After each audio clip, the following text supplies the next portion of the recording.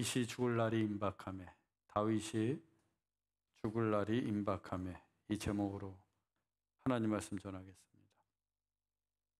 아도니아가 스스로를 높여 반역을 일으켰지만 다윗의 신속하고 현명한 대처로 솔로몬이 왕위에 오르게 되었습니다. 이로써 다윗이 이 생에서 해야 할 마지막 일도 다 마치게 되었어요. 그리고 오늘의 본문이 이렇게 이어집니다. 본문 1절입니다. 다윗이 죽을 날이 임박하매 그의 아들 솔로몬에게 명령하여 이르되. 할 일을 다 마친 다윗이 죽을 날이 가까이 왔습니다. 이제 이 세상을 떠날 때가 다 된 거예요. 세상에 올 때보다 더 중요한 것이 떠날 때입니다. 태어날 때보다 더 잘해야 하는 것이 죽을 때예요. 사람은 죽음을 통해 일평생의 삶을 정리하고 또 죽음으로써 인생의 이정표를 남기기 때문입니다. 죄를 짓고 형장이 이슬로 사라지는 사람을 사형수라고 부릅니다. 사형수는 죽어서도 죄의 주홍글씨가 짙게 새겨져 있어요. 반면에 복음을 전하다 죽음을 당한 사람은 순교자라고 합니다. 순교자는 기독교 역사에 영원히 믿음의 영웅, 성인으로 남게 됩니다. 또 죽음을 앞두고 하는 유언의 권위는 대단해서 일평생 일군 사업과 재산이 그 유언에 의해 결정됩니다. 또 기업과 공동체의 경우 유언을 통해서 미래의 방향과 비전이 제시될 때도 있어요. 이래서 죽음의 순간이 우리에게는 중요합니다. 따라서 죽음을 잘 준비해야 돼요. 죽을 날이 임박한 다윗도 자신의 죽음을 준비하며 솔로몬에게 유언을 남겼어요.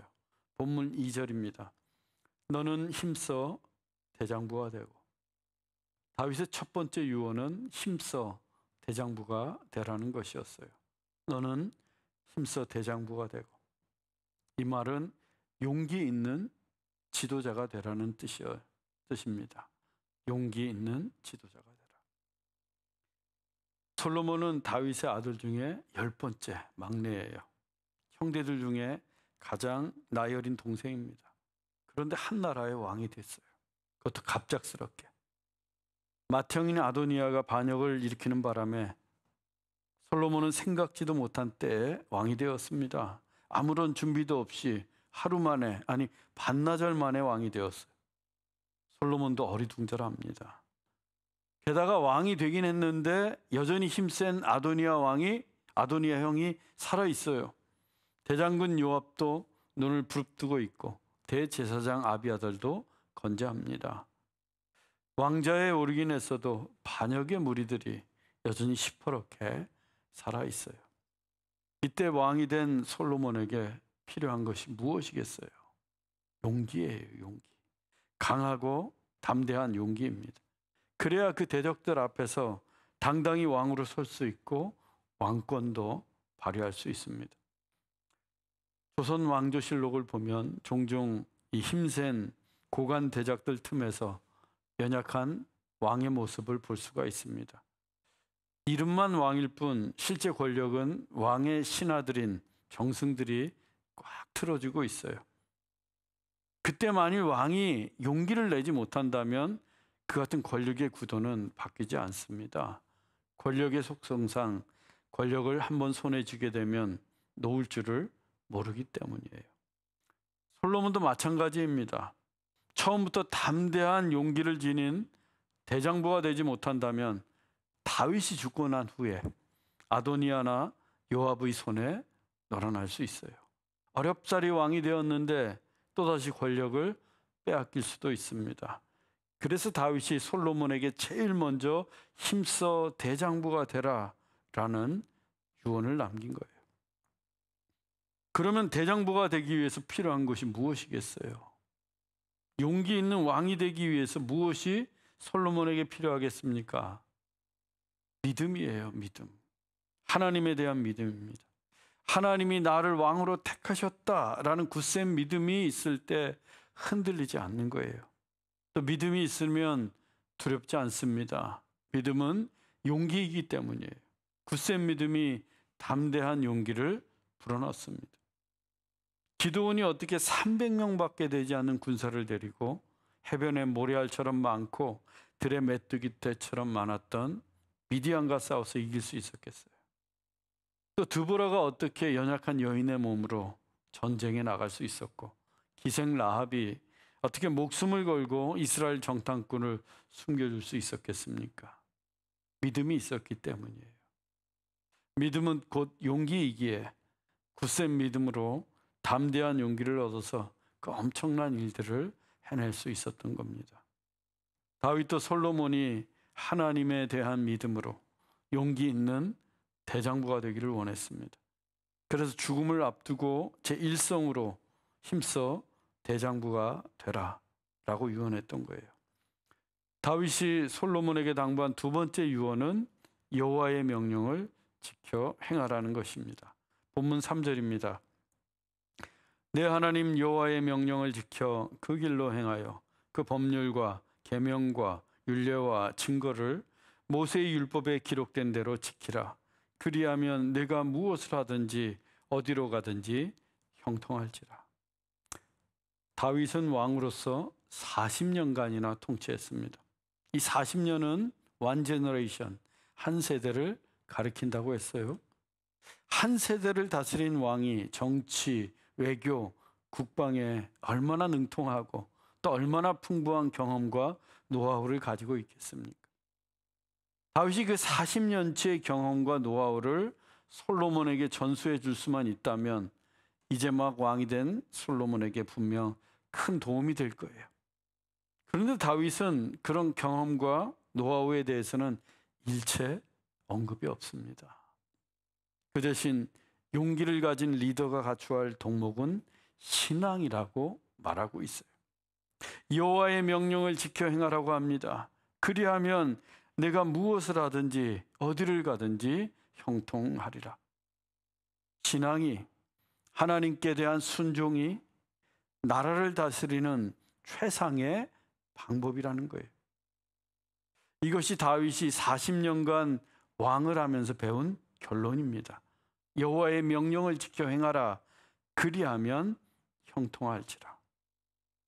다윗이 얼마나 파란만장한 인생을 살았습니까? 사울 왕에게 쫓겨다니고 압살롬의 반역에 도망다니고 그렇게 광야에서 보낸 세월이 10수년입니다. 그런데 하나님의 말씀을 지켜 행하면 사망의 음침한 골짜기를 다녀도 형통해졌습니다. 하나님의 말씀에 순종하면 원수의 목전에서도 하나님께서 상을 베풀어 주셨어요. 하나님의 말씀을 지켜 행할 때 그의 잔이 넘치도록 형통의 복을 하나님이 내려주십니다. 반대로 하나님께 불순종했을 때 그의 인생이 어떠했습니까? 왕으로서의 권력은 최고로 높았는데 그의 인생은 피폐했습니다. 불순종으로 낳은 아들을 잃었고 그의 집안은 형제들 간의 싸움으로 피바람이 불었고 왕자의 난으로 궁에서 쫓겨나기까지 했어요. 그때 다윗은 하나님께 불순종하는 권력이 얼마나 허망한 것인지 깨닫게 되었던 겁니다. 그래서 지금 죽을 날이 임박한 때에 솔로몬에게 유언으로 남긴 거예요. 여호와의 명령을 지켜 행하라. 그리하면 형통할지라. 이 유언은 솔로몬뿐만 아니라 이스라엘 모든 왕에게 해당하는 메시지였습니다. 열왕기서를 보면 아시겠지만 하나님께 순종한 왕은 정말 형통했어요. 그러나 불순종한 왕은 그 나라마저 위태롭습니다. 그리고 여호와의 명령을 지켜 행하라. 그리하면 형통할지라. 다윗의 이 유언은 왕들뿐만 아니라 오늘날을 살아가는 그리스도인들에게 해당되는 메시지이기도 해요. 사랑하는 여러분, 여러분의 인생이 형통하길 원하십니까? 꽉 막힌 인생이 정말 형통하길 원하세요? 방법은 하나입니다. 하나님께 순종하십시오. 여호와의 명령을 지켜 행하십시오. 그러면 하나님께서 여러분들이 무엇을 하든지 여러분이 어디에 있든지 형통케 하실 거예요. 다윗의 세 번째 유언은 자손들을 위한 당부였습니다. 본문 4절입니다. 여호와께서 말씀하시기를 내 자손들이 그들의 길을 삼가 마음을 다하고 성품을 다하여 진실이 내 앞에서 행하면 이스라엘 왕위에 오를 사람이 내게서 끊어지지 아니하리라. 다윗은 솔로몬의 자손들이 마음을 다하고 성품을 다하여 진실이 하나님 앞에서 행하게 하라고 당부합니다. 솔로몬의 자손들이라면 장차 솔로몬의 뒤를 이어 왕위를 이어받을 왕자들입니다. 다윗은 그 왕자들에게 왕의 교육을 당부한 게 아니에요. 왕이 갖추어야 할 조건이나 자질들에 대해서 말하고 있지 않습니다. 다윗은 그 왕자들에게도 신앙을 강조하고 있어요. 마음을 다하고 성품을 다해 하나님을 진실하게 섬기는 자녀로 키우라고 합니다. 그러면 이스라엘 왕위에 오를 사람이 내게서 끊어지지 아니하리라. 이스라엘이 영원한 나라가 되고 솔로몬의 자손이 영원히 왕이 되는 비결, 그것 역시 마음을 다하고 성품을 다하여 진실이 하나님 앞에서 행하는 것입니다. 솔로몬 이후에도 히스기야나 요시야 같은 훌륭한 왕들이 나왔습니다. 이들은 하나님의 명령을 지켜 행했어요. 하나님께 순종하는 왕이었습니다. 그러자 그때 전쟁에 나가면 승리합니다. 생명도 연장됩니다. 나라도 개혁이 되었어요. 그런데 히스기야와 요시야가 소홀히 한 게 있습니다. 자녀들 신앙교육이었어요. 국사와 국정에 바빠서 그랬는지 몰라도 자기 자녀들 신앙교육을 제대로 하지 못했습니다. 그래서 그들 다음 세대 곧바로 이스라엘은 타락하고 맙니다. 그렇게나 신실했던 히스기야와 요시야 왕이었었는데 그 아들들은 하나님께 불순종하고 악을 행하는 왕이 되었어요. 결국에는 이스라엘이 분열하고 남과 북이 모두 망하게 되는 것도 자녀들에게 믿음의 유산을 물려주지 못했기 때문이에요. 유다의 마지막 왕인 시드기야는 자기의 두 아들이 처형되는 것을 두 눈으로 보았습니다. 그리고 그 두 눈이 뽑혀서 바벨론에 끌려가 감옥에서 남은 생을 보내야만 했어요. 신앙을 잃으면 나라도 망하고 인생도 망합니다. 믿음을 잃어버리면 그 인생이 비참하게 돼요. 진짜 그렇습니다. 여러분, 자녀에 대한 신앙 교육이 이렇게 중요합니다. 우리 자녀들이 마음을 다하고 성품을 다해 하나님을 섬길 수 있도록 신앙 교육에 힘써야 합니다. 믿음의 유산이 우리가 물려줄 수 있는 가장 부요한 유산이에요.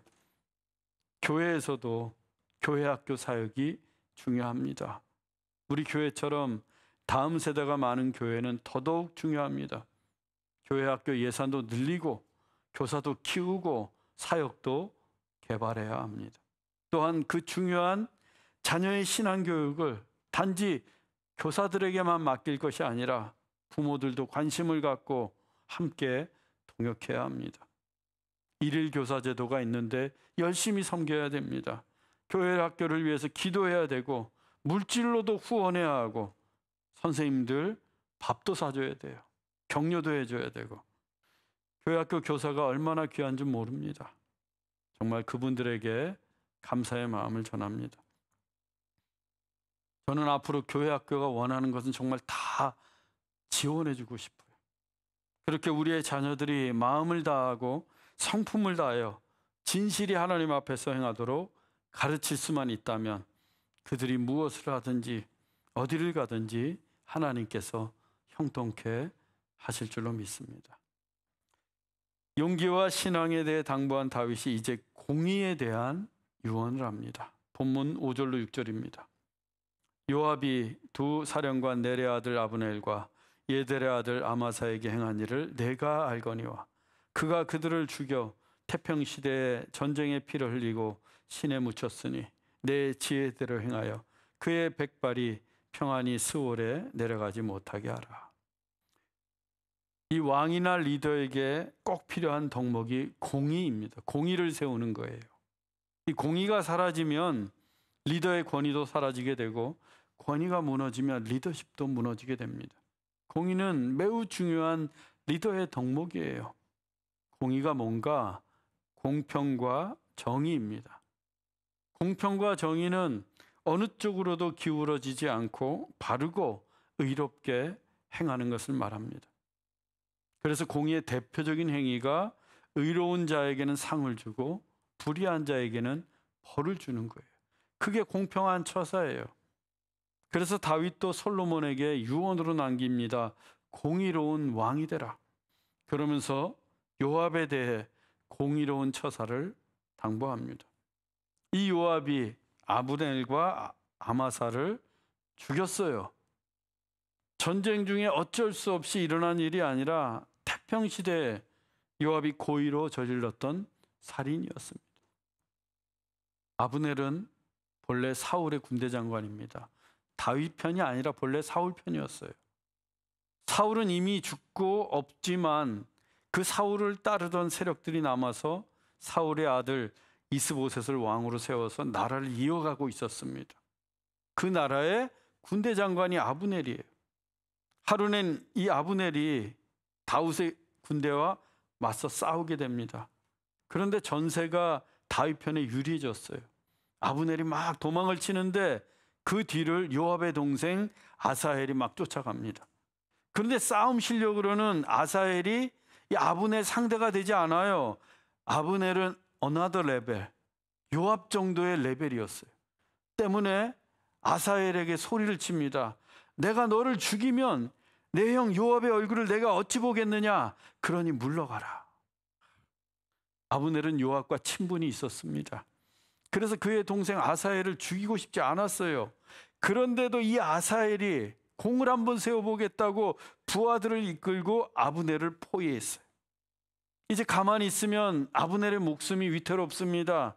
하는 수 없이 아브넬이 창을 들어서 한번 휘둘렀는데 그 창에 찔려서 요압의 동생 아사헬이 죽고 말아요. 아브넬은 전쟁 중에 자신이 살기 위해서 어쩔 수 없이 아사헬을 죽였던 겁니다. 하지만 요압은 아브넬에게 앙심을 품고 내가 언젠가는 내 동생의 복수를 하리라 단단히 마음 먹고 있었어요. 한편 이스라엘은 그때까지만 해도 완전한 통일왕국을 이루지 못하고 있었습니다. 다윗 편이 있었고 사울 편이 있었어요. 그래서 이 두 가문이 화친을 해서 통일왕국을 이루기로 협상을 시작합니다. 그때 아브넬이 사울 측 대표로 참석을 해요.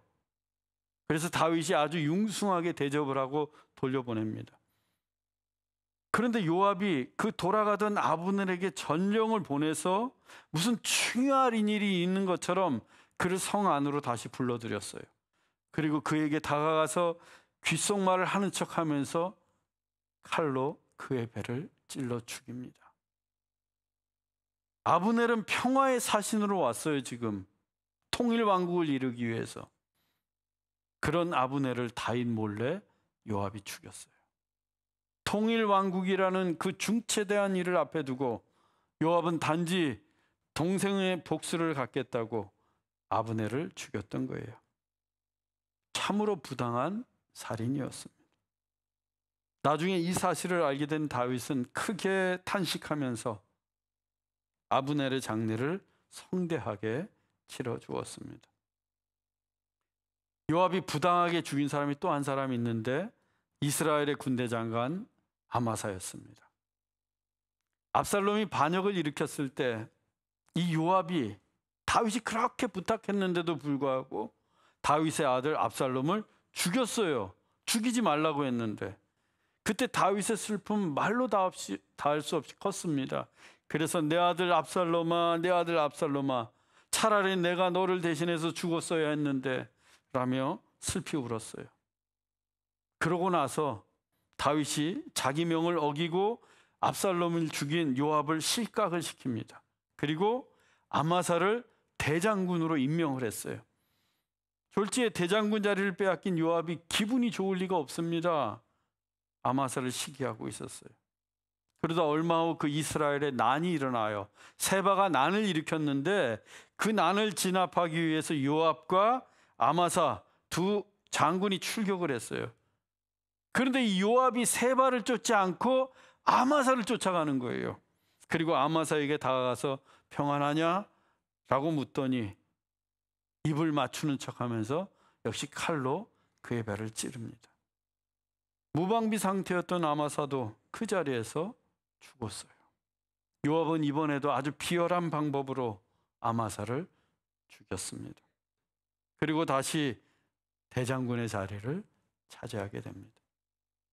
문제는 요압이 이 지경인데도 다윗이 그를 어쩌지 못했다는 거예요. 그가 무서웠기 때문이 아닙니다. 요압이 두려워서 그런 게 아니에요.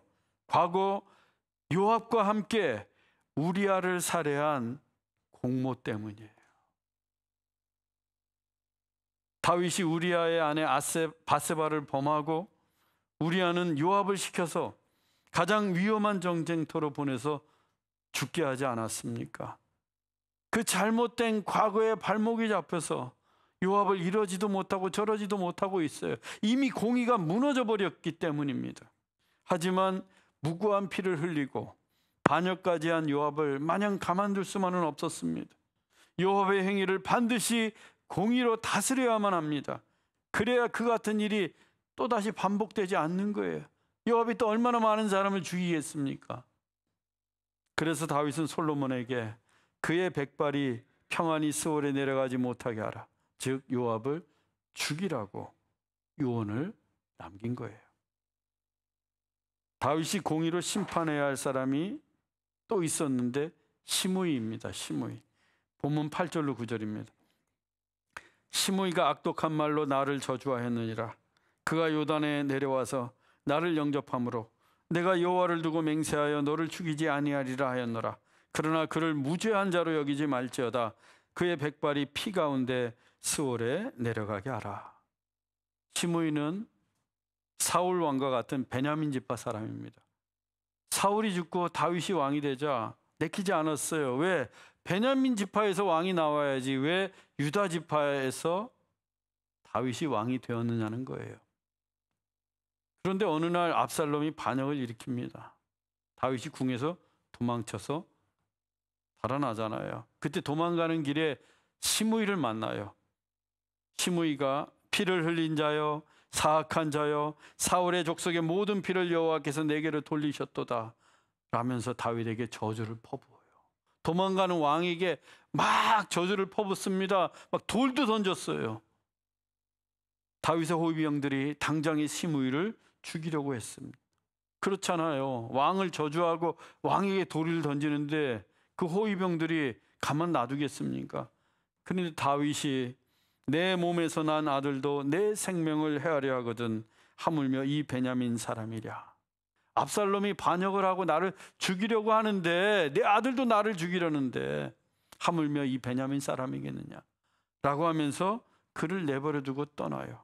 그런데 이 시므이가 그 다윗 뒤를 쫓아가면서 또 계속해서 저주하는 거예요. 그런데 얼마 후에 압살롬의 난이 진압이 되고 다윗이 다시 궁으로 돌아옵니다. 그런데 그때도 시므이가 다윗 앞에 나왔어요. 그런데 이번에는 용서를 구하기 위해서 나왔습니다. 지난번에 시므이가 그렇게 다윗을 저주했던 것은 이번에 도망치는 다윗이 영영 다시 돌아오지 않을 거라고 여겼어요. 압살롬이 왕권을 장악해서 다윗은 절대로 궁에 다시 돌아오지 못할 거라고 생각했던 겁니다. 그런데 승전구를 울리면서 다윗이 지금 돌아오고 있습니다. 눈치 빠른 시므이가 재빨리 다윗을 영접하면서 지난번에 저주했던 죄를 용서해 달라고 합니다. 그건 진심이 아니에요. 살기 위한 처세였지. 하지만 이때도 다윗은 시므이를 그냥 둡니다. 겨우 왕자의 난이 진압이 되고 모든 백성들이 기뻐하며 환궁하는 날 또다시 피를 부르는 숙청을 원치 않았던 거예요. 그러나 하나님이 기름 부어 세운 왕, 선지자, 제사장을 모독하거나 저주하는 자에게 죄가 없다고 말씀하시지 않습니다. 모세를 비방했던 미리암이 어떻게 됐습니까? 여동생이에요. 누이입니다. 미리암은 어떻게 됐어요? 하나님이 진노하셔 나병으로 그녀를 치셨어요. 온몸에 문둥병이 걸렸습니다. 왕을 저주하고 영적인 리더를 비방하는 게 이렇게 큰 죄라고 하나님이 가르쳐 주신 거예요. 시므이가 다윗을 저주한 것도 마찬가지입니다. 다윗은 어떻게 했어요? 동굴 안에 들어온 사울에 얼마든지 죽일 수 있었는데 사울의 옷자락만 뺐어요.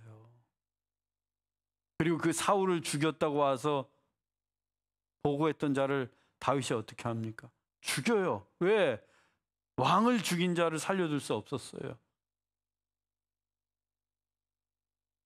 만일 시므이와 같은 잘못을 다윗이 바로잡지 않는다면 또다시 그와 같이 왕을 저주하는 자들이 일어날 수도 있었습니다. 그래서 다윗이 솔로몬에게 유언합니다. 그를 무죄한 자로 여기지 말지어다. 그의 백발이 피 가운데 스올에 내려가게 하라. 그 시므이를 공의로 처리하라고 당부합니다. 한편 다윗이 상을 주어야 할 사람도 있었어요. 이 압살롬이 반역을 일으켰을 때 다윗이 막 맨발로 도망치잖아요. 그러면서 몇 날 며칠을 먹지도 못하고 마시지도 못했습니다. 잠도 제대로 자지도 못했고 씻지도 못했어요.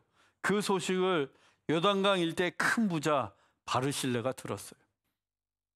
그러자 이 바르실레가 곧장 침상과 대야와 질그릇과 밀과 보리와 밀가루와 볶은 곡식과 콩과 팥과 볶은 녹두와 꿀과 버터와 양과 치즈를 가져서 다윗 대접을 해요.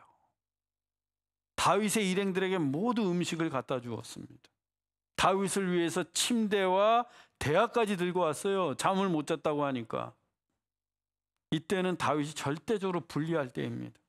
압살롬의 세력이 훨씬 강성했고 다윗은 지금 도망가고 있는 신세였어요. 다윗 편에 섰다가 나중에 무슨 일을 당할지 모릅니다. 그리고 보통의 부자들은 강한 편에 서요. 왜? 기득권을 잃기가 싫으니까. 그런데도 바르실레는 다윗에게 충성을 다하면서 공궁에 처한 다윗을 기꺼이 도왔어요. 그때 다윗이 얼마나 고마웠겠습니까? 먹을 것도 없고 마실 것도 없었는데 다윗은 그 일을 잊지 않았습니다. 그래서 솔로몬에게 다음과 같이 유언합니다. 본문 7절입니다. 마땅히 바르실레의 아들들에게 은총을 베풀어 그들이 내 상에서 먹는 자 중에 참여하게 하라. 내가 내 형 압살롬의 낯을 피하여 도망할 때에 그들이 내게 나왔느니라. 왕의 상에서 먹을 수 있는 사람은 많지 않습니다. 왕자, 왕족, 측근 몇 명에 불과해요. 그래서 왕의 식탁에 초대되었다. 그보다 더 큰 상은 없습니다. 다윗은 솔로몬에게 바르실레의 아들들을 왕의 식탁에 초대해 왕자처럼 돌보라고 부탁합니다. 이 또한 공의를 바로 세우는 일이었어요. 교회도 공의를 바로 세워야 합니다. 교회에 해가 되는 악습은 단호히 도려내야 되고 교회를 위해 헌신하고 봉사하는 분들에게는 큰 상을 베풀어야 합니다. 앞으로 우리 교회도 공의를 바로 세우는 일에 힘을 쏟아야 합니다. 교회니까 이래도 되고 저래도 되는 게 아니에요. 공의를 바로 세워야 돼요. 안 되는 거는 절대 안 되고 축복해야 되는 것은 마음껏 축복할 수 있어야 합니다. 특히 상을 베푸는 일에 힘을 써야 돼요. 사랑하는 형제자매 여러분, 우리 굳센 믿음으로 용기 있는 대장부가 되십시다. 그래서 세상 유혹에 맞서 싸우고 영적 전쟁에서 승리하기를 원합니다. 또 날마다 하나님의 말씀을 지켜 행하고 우리의 자녀들도 믿음으로 양육하십시다. 그때 우리가 무엇을 하든지 어디를 가든지 하나님께서 형통케 하실 것입니다. 그리고 공의로운 리더가 되어서 우리 교회를 건강하고 든든히 세워가기를 주 예수 그리스도의 이름으로 축원합니다. 기도하겠습니다. 사랑의 하나님, 우리가 용기 있는 대장부가 되어서 세상의 유혹과 영적 전쟁에서 승리할 수 있도록 우리에게 굳센 믿음을 주옵소서. 또한 하나님의 말씀을 지켜 행하고 살게 하옵소서. 자녀들도 믿음으로 양육하게 하옵소서. 그때 우리에게 형통한 복이 임할 줄로 믿습니다.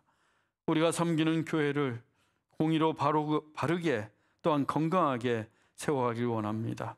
그래서 하나님이 뜻하시는 좋은 씨앗 교회가 되게 하옵소서.